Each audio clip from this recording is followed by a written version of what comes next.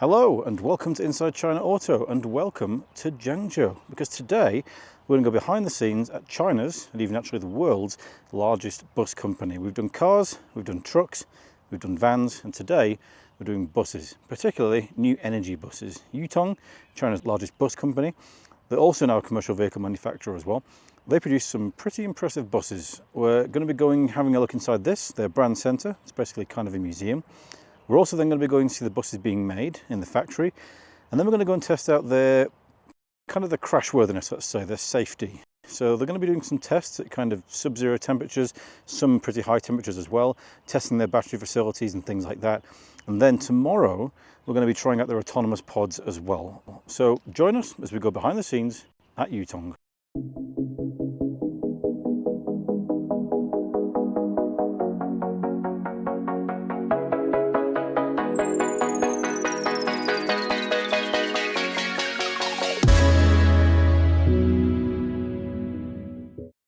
Our tour started at the Yutong Brand Centre, where there's a pretty comprehensive museum covering not only Yutong's history, but that of the bus transportation industry in total. You'll find models of Yutong's historic buses, such as the sleeper buses that used to transport people across China long before the high-speed rail systems were put in place, as well as their iconic smaller buses, all the way up to their autonomous driving pods from today. It's probably a good time to talk about Yutong's history, because they've been making buses since back in 1968, and their first fully electric bus actually came out 25 years ago. Since then, electric Yutong buses have covered over 41 billion kilometres and reduced CO2 emissions by 25 million tonnes, the equivalent of planting over 1,300 square kilometres of trees.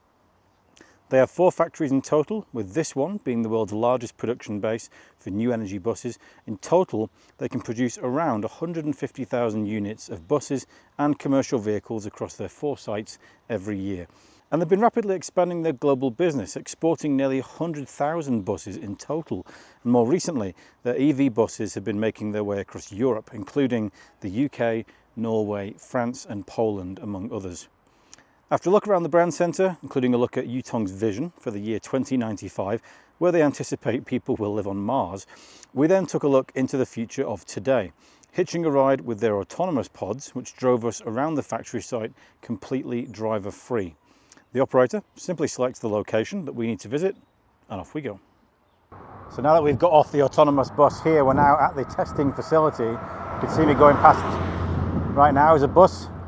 These buses are being tested for their high-speed credentials over there. They're also being tested for ESP on this big area behind us. And then, if we switch the camera around this way, you'll see behind us a wading pool.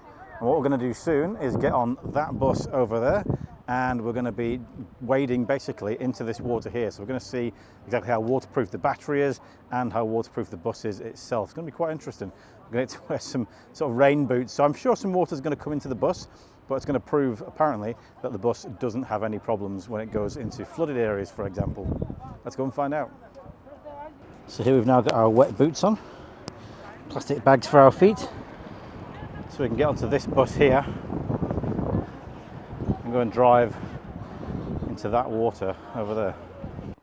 Once everyone was on the bus, we headed into the wading pool. Now, every electric bus that leaves the Yutong factory is subjected to this test, whereby the bus drives to one end of the pool to initiate the waves, then reverses back to the start to repeat the process and slowly increase the size of the waves.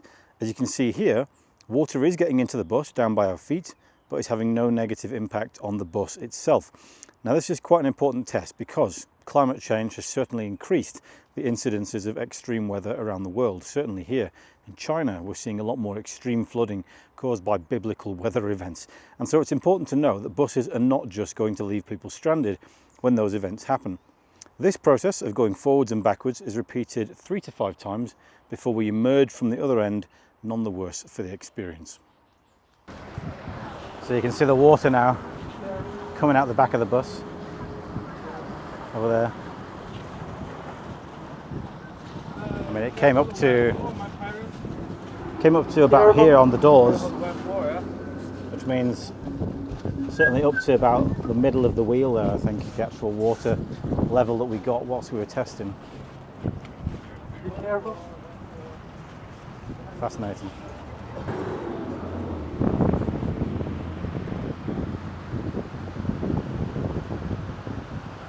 see the level of the wave here comes up to about 50 centimeters. This wave washes up and down the bus. So the bus goes backwards and forwards in order to generate more and more waves to get that wave level higher and really do a thorough test of the battery. Okay, so after the water test, the wading test, they also have a test to basically check the waterproofness of the bus. So you can see behind me in this room here, this bus is being subject to quite a severe amount of sort of rainfall to make sure that it's fully watertight when it goes out into, you know, particularly wet climates where it rains and they have monsoons, things like that. So now we're heading into the paint factory to see how the trucks, how the buses get properly painted. To the electro coating workshop. This is flooring. This is the electro coating, you'll see here. Yeah. This is basically a completely paint-free bus up here. And what we're going to do is electro coat it, probably in one of these vats down here. You see this one is actually being submerged into the water now, into the, well, not the water, the liquid. So there's different steps here. There's degreasing to remove things like oil, things like that. So the second degreasing tank, this one's being dipped in to be fully cleaned up, ready to be electro-coated, which we'll surely see by the end of the journey.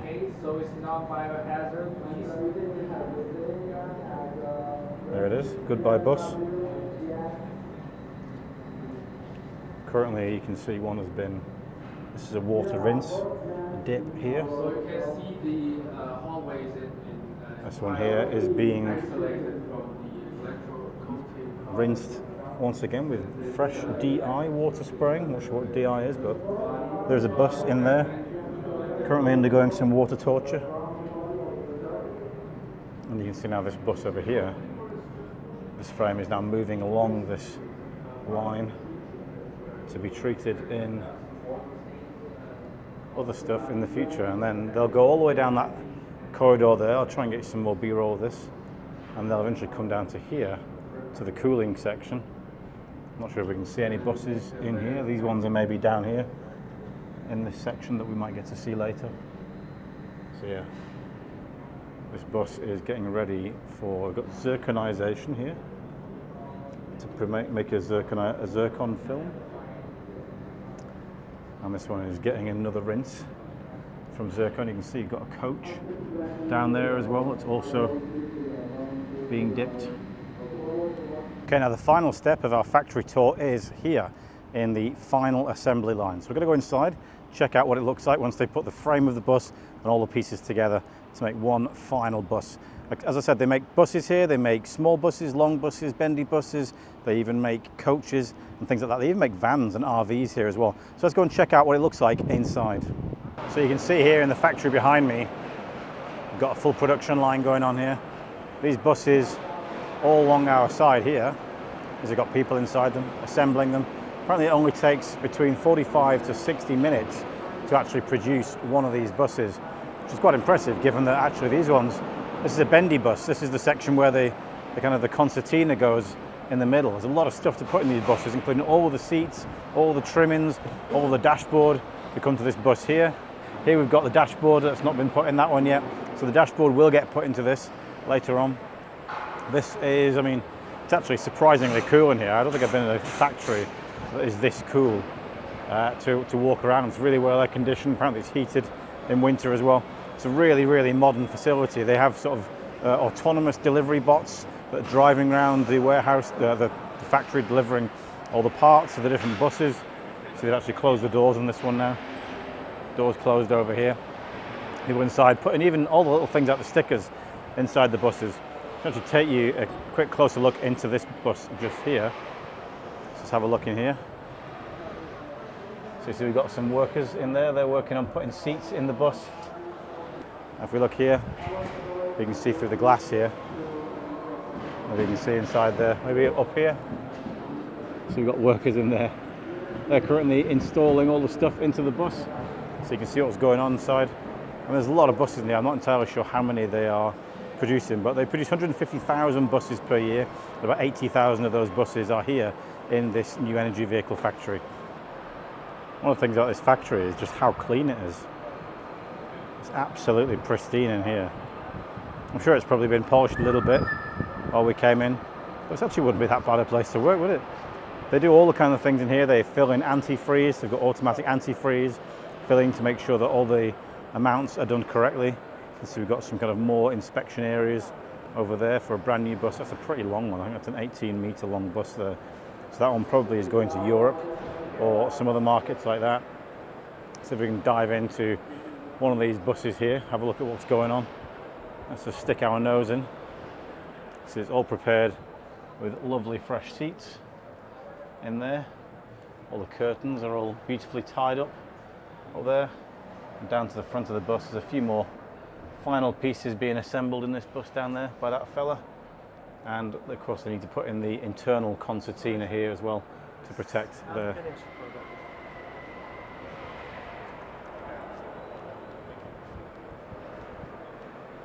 So here, look, this guy's busy installing the seat in there, making sure the final bolts are screwed. Very nice buses these inside, I have to say. So this one actually has a dashboard installed. Still waiting for the aftermarket card scanner or whatever it is that's in your market to be installed in there. A kind of fan for the driver up there as well. After leaving the factory, we were given the chance to peruse Yutong's full range of commercial and transportation vehicles, which includes buses, bendy buses, coaches, which are particularly popular in Scandinavia, school buses, just for small children, this one was a cute one, as well as larger commercial vehicles with a variety of powertrains, including battery electric and even hydrogen fuel cells too. We were then taken to see some of the primary components that go into Yutong vehicles, including the drivetrains and even a 1 megawatt charging pile. Many of these have patents for their innovations. Then we were introduced to the wide variety of tests that Yutong perform on their buses and the materials in them. They've completed some pretty impressive feats, such as driving on the highest roads on Earth, trucks wading in 1.3 meters of water, pulling 310 tons, as well as extreme cold and extreme hot temperatures as well. Okay, so here we are in the cold weather testing lab. It's minus 20 degrees in here, absolutely freezing with my t-shirt on. But this is where they get to test the cold weather performance of buses like this one behind me, which is going to be going to cold climates like Norway and Denmark and Sweden, places like that, where it's going to need to survive in conditions like this. They also do high temperature and also high altitude locations as well. It's absolutely freezing in here, so I'm going to jump out pretty quick. Now, compared to the last room that was a lot louder than this one, this is one of the noise, vibration, harshness rooms, and you can see it's covered in this kind of material all around the room. It means that the natural sound level is just 5 decibels. In here, it's absolutely silent. It's really difficult to hear. But you can also, if you have kind of the materials and things from the buses, you can hear the details much more closely.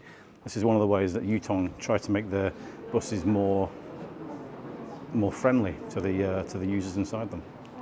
So the flip side of the room on the other side is this room here, which is the reverberation room. You can hear this one is a lot more echoey than the room on the other side. And what essentially they do is they use this hole here, which is a kind of a gap between this room and the other one, to measure the sound transmitting properties of a material. So if the sound is getting through, you can actually work out whether it's very good at insulating sound or whether it is, transmitting too much sound into the cabin, for example.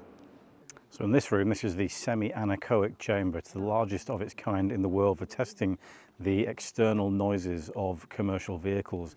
And this bus behind me, you can see actually there underneath on the other side, they do have kind of rollers as well. So what they're testing in here is the external noises that this truck is making when it's out on the road. Of course, we all know that traffic is generally pretty loud. Buses, generally one of the loudest vehicles out there on the road.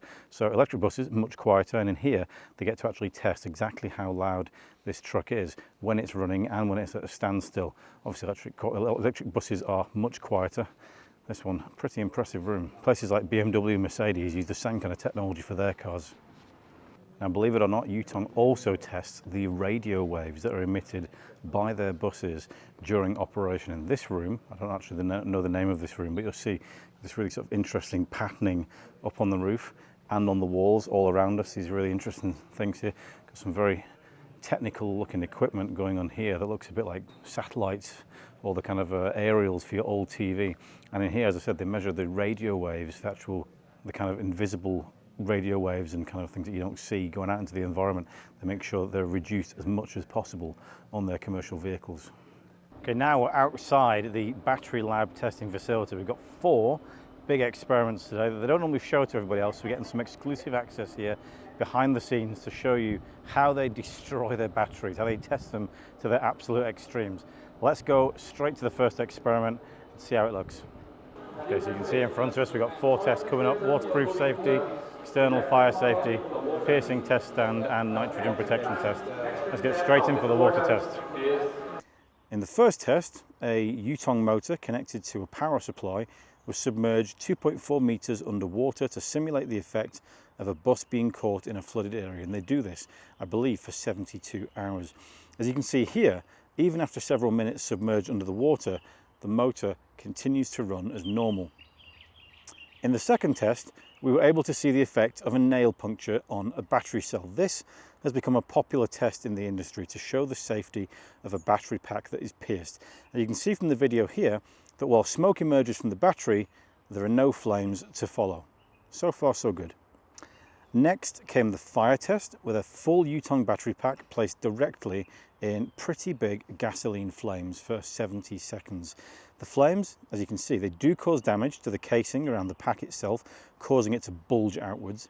But even after all that time, there's no fire from the battery pack itself. Finally, it was time for the side-by-side test with 2 batteries, one equipped with Yutong's nitrogen protection system and one without. These were heated up simultaneously, and at around 113 degrees, the pack without the protection system emits a small explosion, later followed by another and inevitable flames. The nitrogen protected pack lasts much longer and goes to a higher temperature before suffering a similar explosion, but no flames. The purpose of the nitrogen here is to remove oxygen completely from the equation, which is of course one of the 3 key ingredients for fire to take hold. With day 1 over, day 2 saw us visit the autonomous bus launch depot, where a fleet of Yutong U12 buses begin their autonomous drive tests on a closed route in Zhengzhou city. Okay, so behind me you can see a couple of autonomous buses, and what we're going to do now, this bus has literally just parked itself over there, as I've probably shown you in the B-roll clip. What we're going to do now is go and take a ride on this bus. It's going to drive us around a predestined route, a predetermined route here in Zhengzhou. So let's go and see how that looks. So as you can see, there's no driver in there. No. There's the full dashboard. So basically this bus is going to drive by itself. We're going to drive out of here. I'll take a seat in a minute, but I'm going to show you there's going to be no one sat there while this bus is driving. The bus begins by driving out of the parking space on its own without a driver, as you can see from the video here, where the steering wheel is operating entirely on its own. This whole system is made capable by 5G signals and of course a suite of cameras, lidars and sensors that can be seen all around the bus. Despite all this technology, by law, we do still need a driver to observe and be ready to take over during these trials for safety purposes. So the bus drives to the bus stop within the bus terminal and our driver climbs aboard. You'll see at the start of this that he keeps his hands away from the steering wheel and leaves the bus to drive itself autonomously out of the bus terminal. Shortly after this, the driver seems to take over for a short period on the way to the autonomous ring, where the buses are officially allowed to operate, and then relinquishes control back to the bus once the route begins. While it's a fairly simple route, literally a huge circle around the business area, the bus generally does a solid job, avoiding incidents with other road users and only suffering from a couple of seemingly phantom braking incidents where it does get a little bit confused. Now, in my experience, these are fairly common in autonomous vehicles, but obviously they will want to iron those out over time to avoid passengers flying around the cabin. Okay, so we just got off the bus right here behind us. Hard to say exactly how much of that was autonomous. There were times when it looked like the driver was actually doing the steering, and then other times where the wheel was spinning below his hands. So I think the gist of it, the majority of it, was autonomous. I think they just had to have him there keeping his hands on the wheel to be safe. There was a couple of times when the bus just decided to brake, maybe because there were some obstacles in the road, or it anticipated that there was some kind of thing going on. I'm not sure if we saw that threat was there in reality. I'll have to check the video back, but it was fairly impressive, I would say. I mean, it's a kind of a closed route. I think that's probably the best things for buses like this. I mean, buses do tend to do the same route every day anyway. They just need the ability to go around obstacles like cars parked in the bus lane and things like that. This bus is now probably going to go and park itself behind us, or is it going out on another route? So it's driving off over here. Let's have a look. I'm going to guess he's taken over now and he's driving that by himself. It's going to go park itself up. Anyway, let's go and see what else we can do now. Here's a group of people coming in here,